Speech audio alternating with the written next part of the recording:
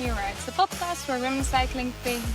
I'm Sarah, your host for today, and today I'm joined by a guest who's here to share her story. Let's get started. Ready? Hi everyone, and welcome to episode 43 of She Rides. I'm solo hosting today, but I have a very exciting guest with me, and she's making her podcast debut today. So I think for her as well, pretty exciting. Hi, Karolina. Hello. Hello, everyone. Yeah, it's so nice to have you on the podcast. But first, would you like to tell us, for the people who don't know you, who are you? I'm Karolina Perekitko. I'm from Poland. I'm 26 years old, and I'm riding for WeSpace Orange Seal cycling team. It's a pro team from France. Yeah, that's nice. Let's just start with the basics. How did you get into cycling? I get into cycling because of my dad. He started to ride the bike with me, and I was I think 7 years old. And we started to ride the bike each other. So we came to the forest. He take me to the races. So yeah, and I started to like it more and more. And then after I joined a team, and it's start something like this. But first, like with mountain bike, I did also some cyclocross, some track, and now only the road. Yeah, and was it always the dream to really get professional, or did it just happen? Yeah, currently, yes, it was a dream. But in some moments in my life, it was yeah, maybe I'm not good enough. Maybe I need to quit. Maybe it's not worth. But I always had someone to push me. Like even my dad was saying, "Oh, you come so far already. It's not so cool to to stop now. You have to keep working." And then in some moment, I joined the WeSpace team, so it was and I signed the contract in 23 October. So I'm just second year now to be a pro. Yeah, so that was a bit at that point you maybe felt like, okay, this is more than a hobby, and I might actually be quite good at this. Yeah, exactly. Yeah. Yeah, okay, that's super nice. Yeah, of course, women's cycling wasn't as popular for that long as it is right now. But did you have riders you looked up to when you were younger? Yeah, at this time, my dad was still thinking that I will be mountain biker. So he was like, "Oh, look, Maya Włoszczowska." It was our miss, let's say, in Poland. She was Olympic silver medalist. So I was always looking at her. But then in some moment, I just keep going on the road. So my dad wasn't that happy a little bit. Yeah. Yeah, and when you were focusing more on the road, has it changed, or is it still the one pops out for you? It was the team was going in more in road races, and then I did also mountain bike races, but the courses was so hard, the downhills, with many stones, and I cannot do any of them. So it was it's not a thing for me. So I just keep going on the races, road races. So and then in some moment I come to the more hilly races, and I start to really like them. Yeah, I was about to ask you, did your family or friends influence your choice to race professionally? But it seems pretty obvious, although your dad maybe liked the mountain bike Yes. more. Yeah, exactly. Well, yeah, so you actually started out with mountain biking, and then, as you said, you not so long ago you joined WinSpace. How were the years before you really got into the professional peloton, let's say? Before after junior, I was riding still for the club team in Poland, but then after I had a uh time to stay in the club teams in Belgium. So I was riding most of the time kermis races, but it was so hard for me, for position. It was flat. It was good, but still really hard to get some results for me. But the race by race was better and better. And then I come to the French team in 2023, and I did more hilly races, and I start to be pretty good in them. So yeah, it's something like this, the story. Yeah. Yeah, it was good to learn like the cornering stuff and the flat races and the chaos, but it wasn't like the easiest start for you as someone who in the end seems to be better at the little bit heavier races. Yeah, exactly. Yeah.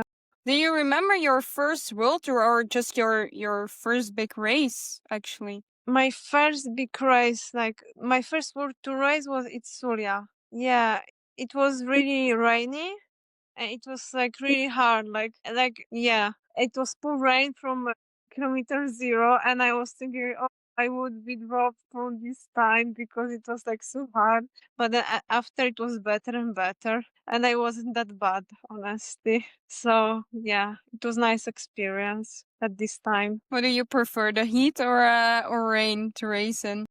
Yeah, heat is my big friend. I really like hot weather. Yeah, it's like I feel like the fish in the water in the heat. Yeah.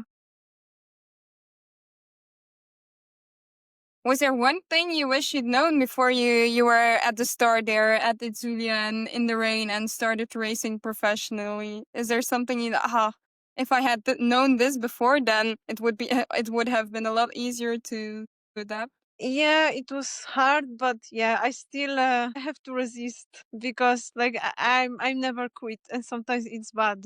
Like even if like I don't know, even I feel so bad and like even like sick, I don't want to quit, and it's not so cool. But I try to learn with my body how to understand.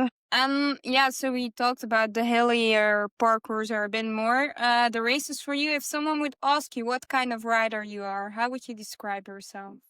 I really like stage races with really long mountains, but I really enjoy the hills, like Ardennes hills, like Flèche Wallonne, Liège-Bastogne-Liège, Liège-Bastogne. Yeah, I really like those races. I did some of them this year, and I really liked them. Yeah, yeah, yeah. I think you did some good results as well. I looked on your pro cycling stats, but I can't Yeah. remember. But I think like overall this season, I think you're riding quite well. Just maybe staying a bit under the radar. Yeah, if you should rate your season, from 1 to 10, what number would you give it so far?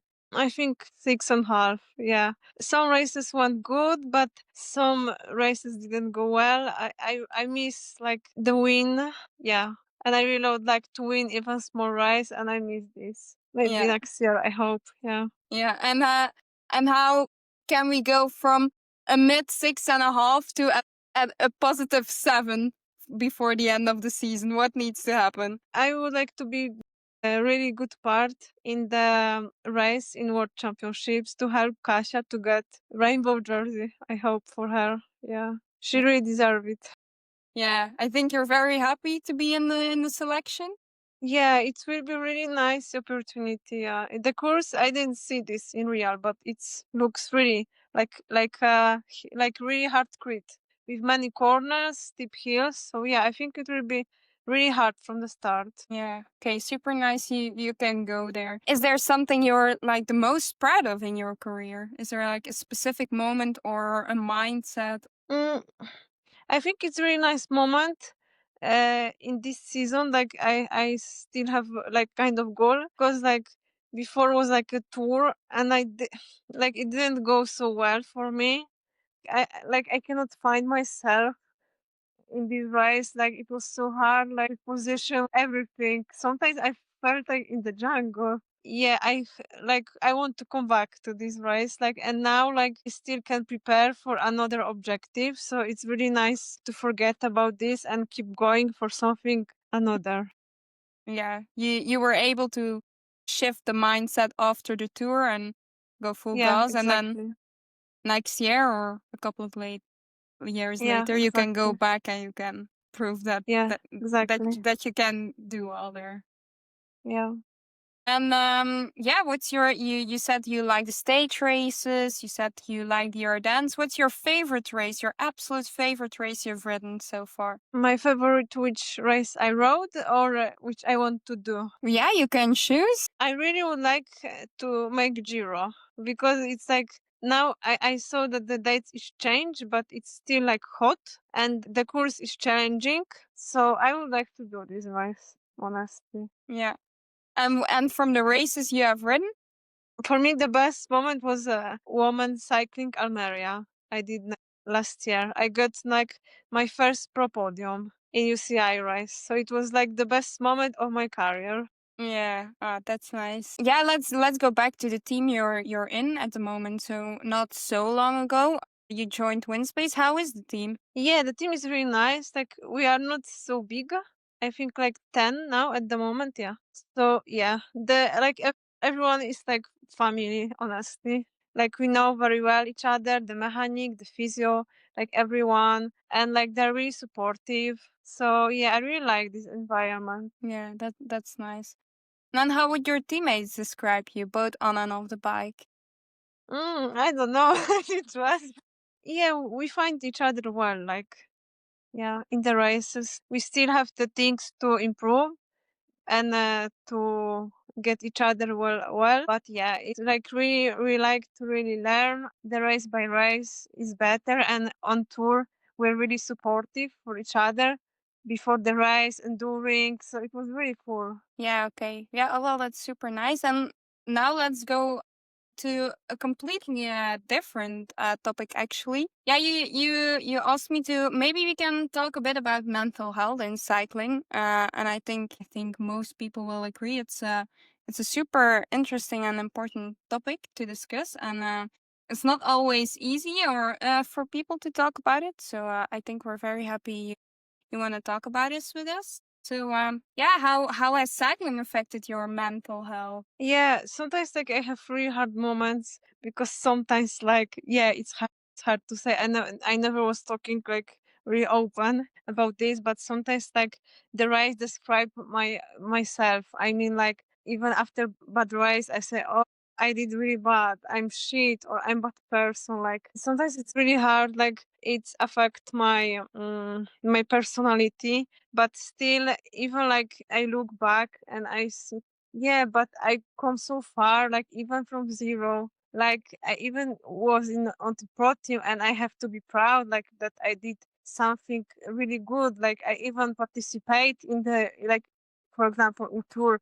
So it was really good. And I mean, like yeah, sometimes it's hard, but like I work with psychologist. She's also a rider. So yeah, and really like did a really big step in this kind of things. So yeah, it's hard, but I think it's something to really work for everyone. Yeah, so basically like it's like you almost it feels like for you it feels like a bad result. You are quick to think that you immediately failed and you're a bad person Yeah, and you're almost worthless. So yeah, I yeah, can imagine like yeah, of course everyone knows I think like ah no, that's not true, but I can imagine the pressure that comes from yourself and just from people who want to see you succeed, that sometimes it can be hard to realize that it's not because you did a your race was a bit less good or you didn't do what you expected, you are immediately a bad person.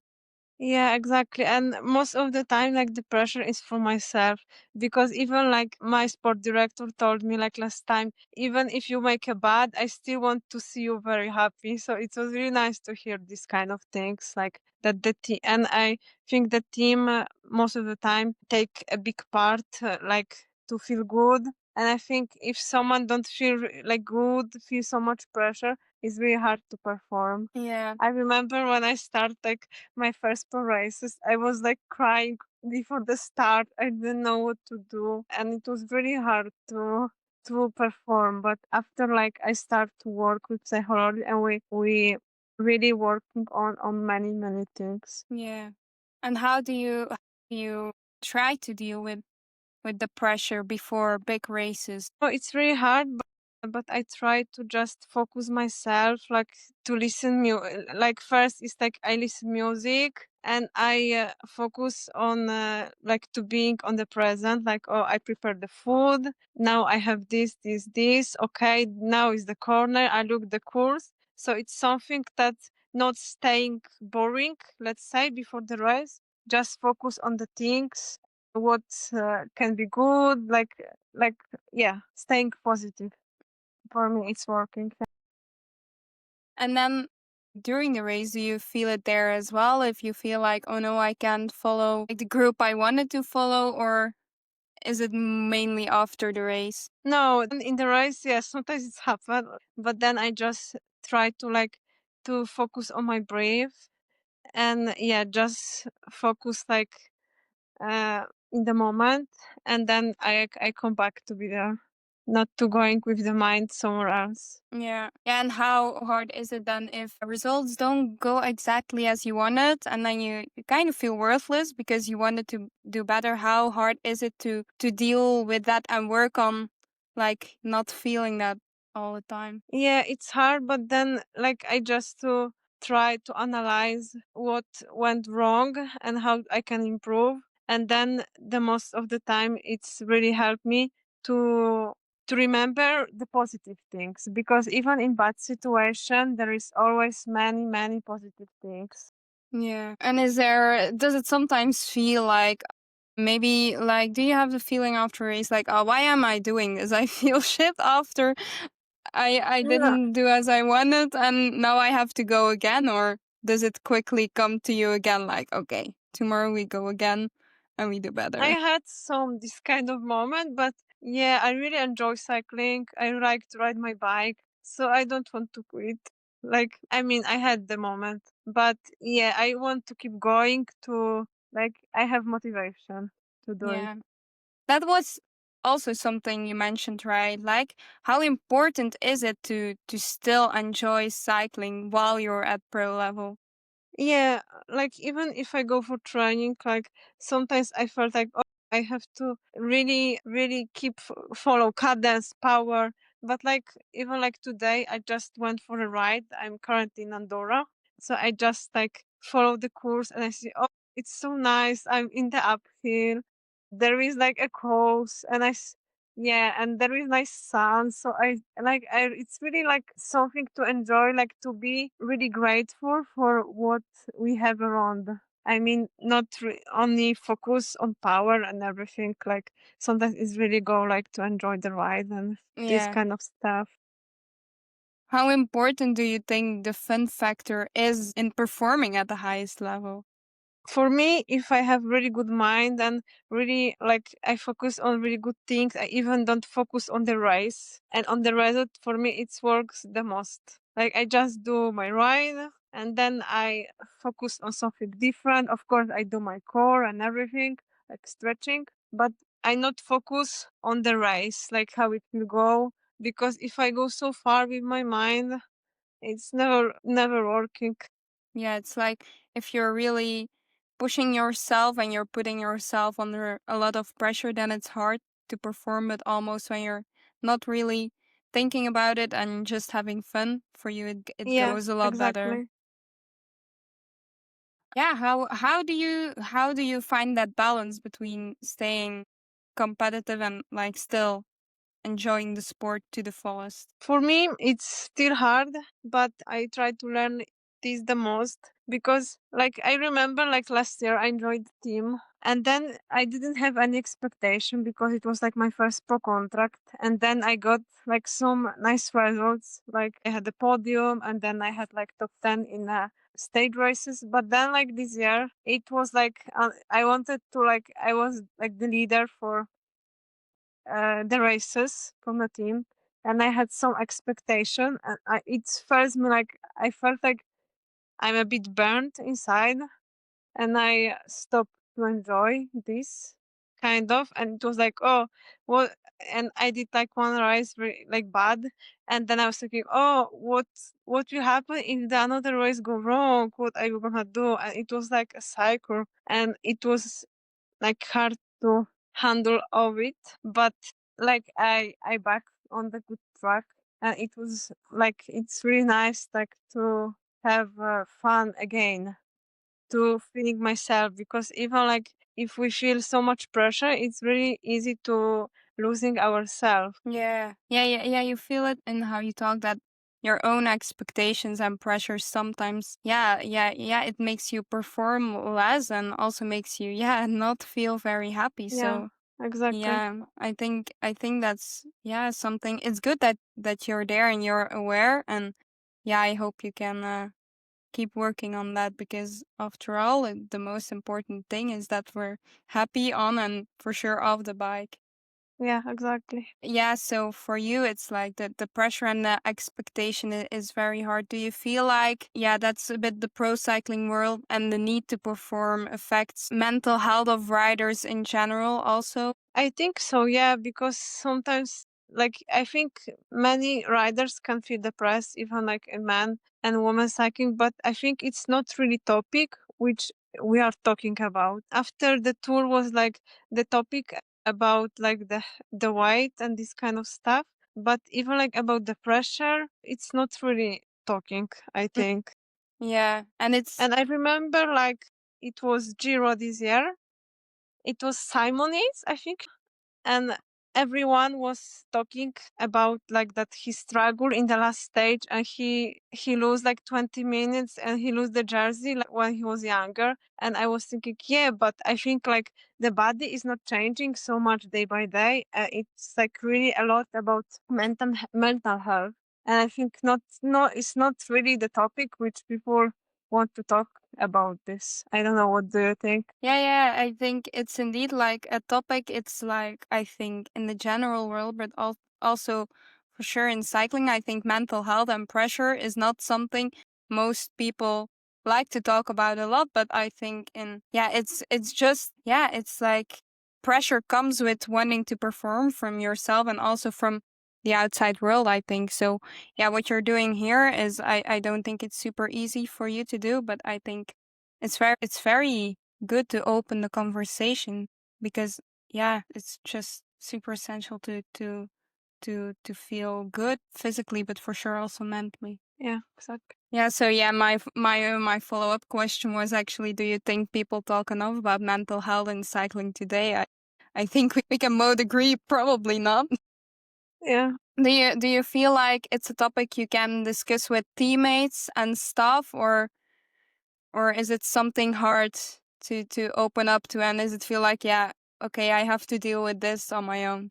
No, after like when something is going wrong, like we talk each other. So like very nice team, like supportive each other, like nice girls. Yeah, and how do you think we can create healthier environment and make sure riders' mental health are looked after and not just the results? I think sometimes riders are struggle to talk around. And even like me, I have the moment if I feel bad, I don't want to talk with anyone. And I don't think it's good way. Like it's the best like way to talk with someone. Like even our like sport director, like how do we feel? Because I think if we are in the team, we are for the reason. It's not something that we cannot talk with someone like what going wrong. Yeah.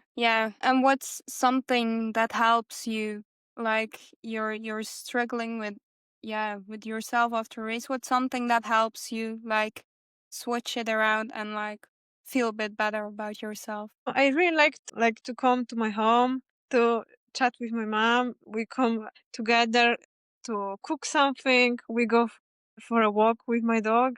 So it's really like something that I not think about the rice. Like put my mind something somewhere else. Let's say like give the moment. Like I don't know, 1 day or 2 days max to be a bit sad because the emotion need to go of myself, and then after like to turn the page and keep going and be motivated. Yeah, you also need to let the emotions sink in a bit and not suppress them and just go with flow, because that's also not something you can keep doing. Just ignore the emotions and keep going, because it will Yeah, explode anyways. yeah. And how do you think, so as you said, for you, It's really the pressure from yourself that affects you a lot.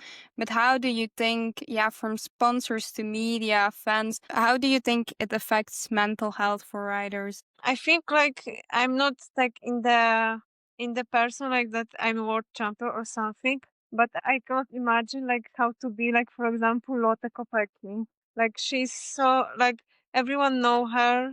Like I think everyone want to have a picture with her. Everyone like I don't know. I think for her maybe in some moments it start to be hard because she start to struggle a bit. I don't know if I so good, but in my case I don't know if how I could handle it. But yeah, it's hard to imagine, really. Yeah. But I think some people have this like really open personality, like I don't know, like Foggy, for example. And Jonas is like totally different. So I think everyone handled this in different way. Yeah. Yeah, and so if someone else is also struggling with their mental health, what would you advise them to do? I would say like these words, like remember how far you have come. Yeah, I think it's really important to remember like where we were like 2 years ago or even 1 year ago and where we are now. Yeah, that's for you as well. I think Yeah. super important to remember, and maybe you it can also be good to hear it from other people as Yeah, well. exactly. Like for you, I think it's also like you're still in a pro team and you're still Yeah. a lot of the time you're still racing with some of the best in the world. Yeah, And exactly. it's not like you're doing bad. You're doing your best and you can have some nice results. Well, yeah, I think you can be proud of yourself if you can see from where you've come. Yeah, sometimes like it's hard to say for me. I'm not so the most confident person. I'm really proud of myself, but I found it's easier than before. Like I can say sometimes, yeah, I did really well. I can be proud today. Yeah, it's still some work in progress Yeah, to exactly. instead of blaming yourself for, let's not call it a bad result, for a less result, Yeah, and instead of that just saying like, well, actually I tried my best, and yeah, it is what it is. I tried my best, and that's always the best. Your best is always the best you can do, even if yeah, it feels exactly. very shit sometimes. Yeah. And then a bit like, yeah, a bit more again about, yeah, fun on the bike. So for you, you feel like your team is like a very essential part in keeping things fun and enjoying instead of putting pressure. But how can like other teams make sure like fun and enjoyment are a big part of cycling? I think it depends from the mood everyone, but sometimes like before the races we like to play the music like and always like the girls will ask like which kind of music you want to put. Yeah, so for us it's this kind of thing to do it. I don't know how it's in another teams, but yeah, I think it's something similar. Yeah, the small things are like the family feeling Yes, exactly. make everything feel a little bit lighter. Yeah. Hmm. Yeah, and you've also mentioned like at one point I felt a bit burned out. How did you get through that? Because yeah, that's not an easy feeling to have. Yeah, it was not so long, like, but it was even like keep staying like for 2 3 weeks, and I didn't feel like I want to even cycle, honestly, and I felt like all the time tired. My body was tired, my mind was tired, but yeah, like I kept good rest, like to be sure that my body is healthy. I did meditation a lot. I see with my friend, but then after it was good. Yeah. Is meditation also something that really helps you through some Yeah, moments? it's really nice that even like if I feel nervous or even if I stay before training, I don't feel good. I start to breathe, focus on my breath. Yeah, and I take my mind in some good place, and then it's like, yeah, I close my eye, and then it's like, yeah, it's I going for I don't know even for 1 minute to another world, and it's like really good experience for me. Yeah. Yeah, that's nice. And then maybe do you think pro cycling or in pro cycling people sometimes forgets how important having fun is while chasing the big victories? Good question. I don't know, honestly. Like I think everyone have their own way to be the best. Like some people like to really be in the like in the really strict schedule, and some people are just have fun. And I think we can see like before it was Peter Sagan. He like was really like having fun and everything, like making a lot of jokes and yeah, and like for him it's working good, but we cannot say that it will work for everyone. But in the end, I think we know the most what is the best for us. Yeah, and then to round this off a bit, what would you like to end this with, like the topic of pressure and mental health in cycling? On what note would you like to end it with? I don't know, honestly. I don't know what to answer for this question. Yeah, okay, that's okay. Let me end it, and let's say it is okay not to be okay. That's an important one. And being proud of how far you've come, even though it is hard sometimes. Yes, exactly. Okay, that's nice. Let's go over to some of the latest news, if that's okay for you. Yeah, exactly. We will start with the Weebus Ladies Tour. I'll mention sponsors as well, CMAC Ladies Tour. And we need to give a shout out to Imogen Wolf, because she comes one time on the podcast and she gets a perfect prediction. Maybe one of the 42 episodes it worked out for me. So congrats, Imogen, for sure a talent. So yeah, I think no one was surprised to see Lorena Wiebes win. Super strong time trial for Zoe Buckstedt as well. She became fourth in the end. Margot Vigier was on 5. And then in terms of she rides, we had Kat Ferguson on. We also saw Valerie Demey attacking. I think it was a last stage, but it ended in the sprint, and you can guess who won there. Lorena Wiebes. Then we had Secret. She's in the GC overall. She became 32nd. Yeah, not bad. It's definitely not her type of racing. So again, some experience for her. Not a bad result. Well, we do have some other racing going on. Yeah, going on and not going on, because today there was no second stage. There are some protests in France, and it was not safe enough for the riders to start. So the second stage didn't happen. We're talking about the Tour de l'Ardèche. And well, you can imagine I was quite happy to follow the Facebook Live ticker yesterday. There's no live stream, sadly. They do have some highlights. The one from yesterday came online this morning. So we had a win for Lotte Kopecky. I think for her, super nice one. I think overall it was just a very good decision to let the world in some sort of way. And just, I think, great she can end the world champion chapter nice with a stage win. So that was super good to see. It was kind of a heavy finish, actually. It was the last one. The final kilometer was like, I think, about like 12%. So yeah, with peaks of 16% even. So very heavy. It was second for Chabocco. Bredewold was third. And then I'm looking for she rides. Barbara Malcotti came 19th on 30 seconds. And then I'm just looking for Lotte Klaas. Lotte Klaas was 31st on 54 seconds. And I think that's everyone who's competing from she rides. I hope so.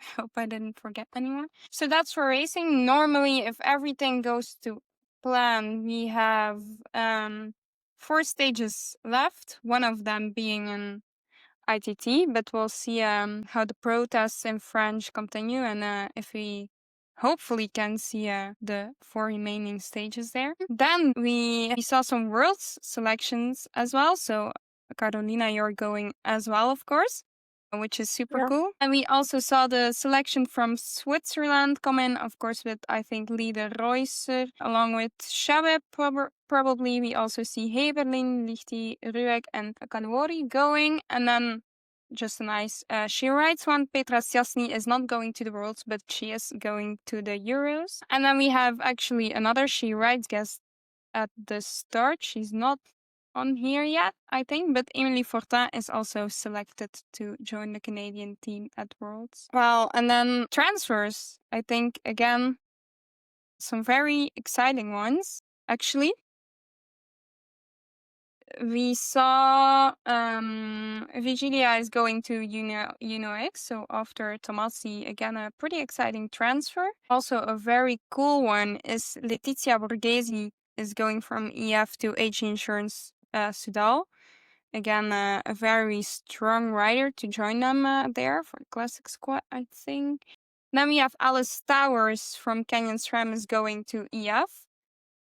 Now we have, for now, who are looking to do some of the biggest transfers. We have Sofia Bertizzolo going to FDG, which is, again, like the names they have signed this season.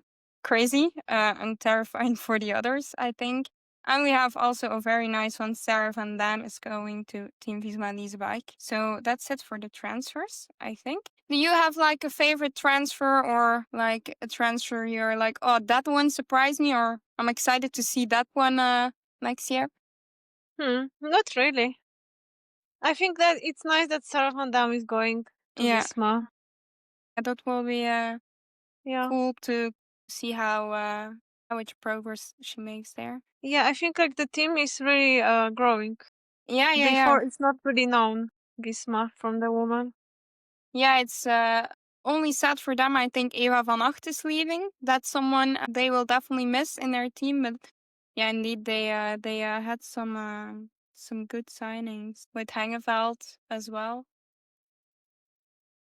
Yeah, will be exciting to watch. Yeah, so let's get back to you. Actually, what's left on the calendar for you this season? I'm doing Worlds and Euros. Yeah, and then I'm supposed to go to Eibar the after. I hope that everything will go well because the race from Euros it's and at 6 and Eibar is like 7 hours away, so I hope we'll get it. Yeah, okay, that's a tricky one, but yeah, well, for what always feels like a pretty empty last part of the season for you, it's pretty stacked with 2 championships, right? Yeah, it's really like something to focus on and really Yeah, big races. yeah. Maybe not many, but really big ones. You looking forward to it, or a little Yeah, bit nervous not to really compete? nervous, Okay. honestly. I'm really excited. Will Yeah, definitely be an adventure. The world's not being yeah, in Europe. yeah, and like in Africa, I think it's something really good because the cycling is not really growing in Africa. So I think many people will see Africa as a country also, and maybe I hope that it will be good also, like a good booster for even like young girls in Africa to maybe start cycling, to move to Europe, and we never know. Yeah. Yeah, that's nice. Then further into the future, how do you see yourself evolving as a cyclist over the next few years? I would like to be like rider to be on really high level in the mountains and in the state races. Yeah, Yeah. it's my goal. Mm-hmm. Yeah, that's nice. Now, are there any like personal goals or things you want to challenge and really want to reach? I would like to reach my first pro win. Doesn't matter like which race, like even 1.2 would be good. Yeah. Yeah. And if you could really dream, like there's only one race you can win, which one would it be? And like dreaming is allowed.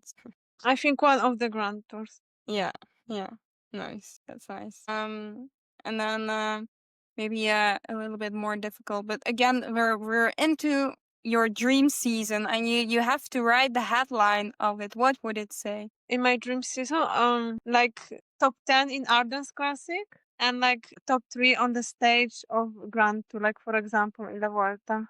Yeah, that would be cool. Okay, well, I think what's left for me to say is, well, I think I really hope for you that this season you can have some good races, that the coming years you can evolve into the rider you want, and that you can still keep growing and every day can be a little bit prouder of yourself. Thank you. Thanks a lot. Yeah, thanks for joining me today, and thank you for willing to open up about mental health. It was super cool. You dared to send that message and talk with me Yeah. about it. Thanks a lot. Thank you, everyone. So that's a wrap for today's episode of She Rides. A huge thank you for sharing your incredible story. Hope you enjoyed the ride. Make sure to subscribe on Spotify, Amazon Music, Apple Podcasts, or YouTube so you never miss an episode. And if you like today's show, reading, like, or comment really helps us reach more listeners. Follow us on Blue Sky and Instagram for behind-the-scenes updates, our guest game, and more. Don't forget to check out the other episodes. There's something for everyone.